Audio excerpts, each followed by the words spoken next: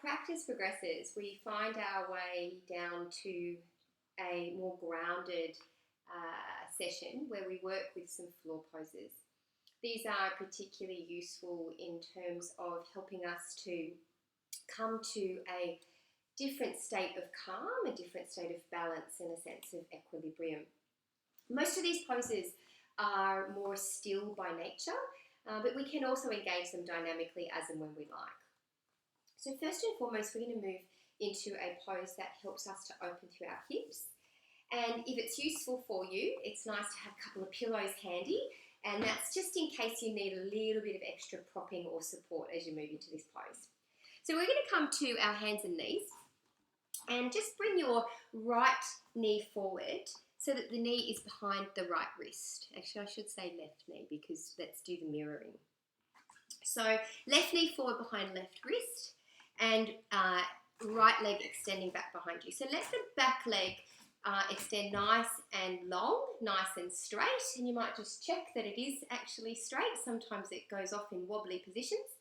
Now for me, you can see that my butt's actually quite high. So here, if you're like me and your bottom isn't connecting to the ground, then this is where that pillow comes in handy. So we want to bring the pillow so it's underneath our bottom and we can feel a little bit more supported. That's very, very important to keep the hips in alignment and our hips nice and safe. Now, for some of us, this is like, whoo, that's quite a lot of work. So you might just stay here. Some of you might be able to come down onto your elbows, and some of you may actually be able to flatten all together like this.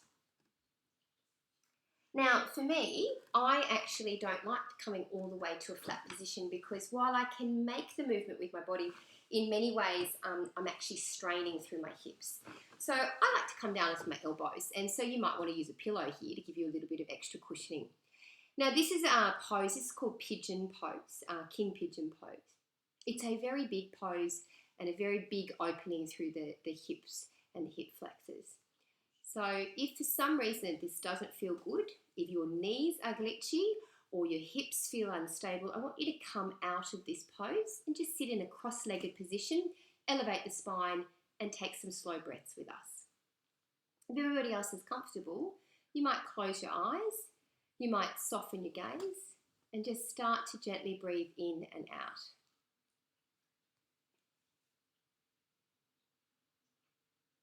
Notice any sensations. Notice any temptations to wriggle, withdraw, or adjust. Just notice and breathe.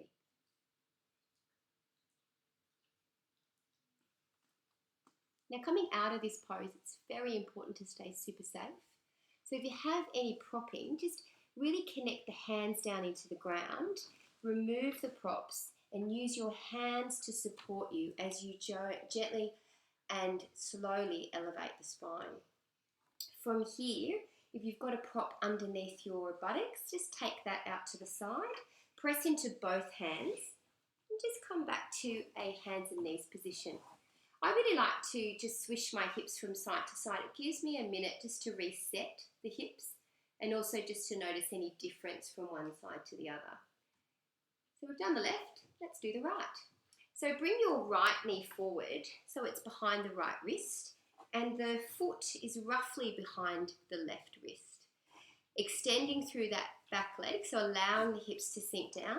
And remembering if you've got a gap between your buttocks and the floor, just grab a cushion or a pillow and bring that into place so you have some support. We want the hips to be nice and even and we want them to be in a place where they are stable and supported. Now remember, you can stay here, you might lower a little bit further, you might come to the elbows, or you might stretch all the way down onto the floor like this. Wherever you come to needs to be a position that you can hold for a little while. You want to be able to sustain the pose, and this is the trick. So sometimes in yoga practice, people think that their body is mobile enough to move into the pose, but the question is it strong enough to sustain the pose for a period of time without creating pain, without creating discomfort, and without over-labouring the breath. So what we want is a nice, strong, steady, easy pace of breathing as we hold a pose and find a sense of comfort there. Don't forget your breathing and notice what's going on as you come to a stiller part of the practice. Are you distracted? Do you want to come out? Do you want to stay longer? Well, it is time to come out. So as you do so safely, moving the pillow or any props aside, planting the hands firmly to support the transition. Again, coming to hands and knees, maybe swishing the hips from side to side. And then from here, coming down into a seated position, and then we're going to slowly roll down onto our mat. Now, we're about to do some spinal extensions. So that's backward extending movements with the spine. And when we move our back like this, it's critical that we don't turn our head from left to right. So I'm going to keep talking and instructing you, and I may even come out of the pose so that I'm not actually also putting my neck in danger. So when you feel ready, sit up nice and tall, engage to the belly, and very, very slowly roll the spine down to the ground. Bring your heels so that they're underneath your knees and quite close to the buttocks if you can. From here, just make sure that you're looking directly up at the ceiling. And then when you're ready, gently tuck the tail and slowly, slowly, slowly push the hips up towards the ceiling. When you feel ready and an exhalation is on its way, roll one vertebra at a time down onto the floor. Let's move dynamically. Inhaling super, super, super slowly, peeling the spine one vertebra at a time up off the floor, pushing the hips towards the ceiling, but not flexing through the buttocks. And on the exhalation, slowly rolling one vertebra at a time back down into the floor. I'd like you to take 3 more rounds. Slowly inhaling into what's known as the bridge pose as you push into the feet and lift the hips. Exhale, really notice whether the spine is moving fluidly as it gently, one vertebra at a time, flattens back into the mat. Inhale, pushing into the feet, but keeping the buttocks a little bit soft so that we don't jam into the lower back as you slowly roll up into that bridge pose. And then exhale slowly as you release. Take 1 more round. Do it as slowly as you possibly can.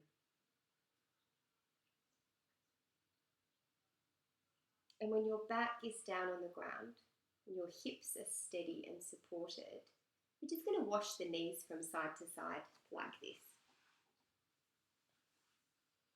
Take the hands out to the side and just gently let the knees drop in one direction and then in the other. Lift the knees, let them drop over to one side. And this time I'd like you to stay in that position. Keeping the knees resting over to whichever side you've dropped them to. Letting the hands rest out by your side, allowing yourself to soften into the floor.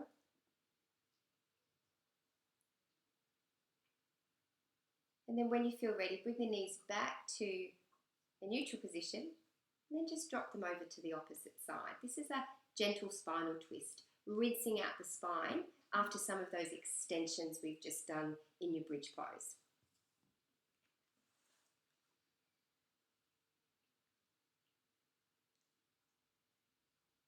Bring the knees back to the center. Now squeeze your knees down into your chest. Make yourself into a little ball. Just opening through the back side of the body here. If you're not sure what I'm talking about, it looks something like this.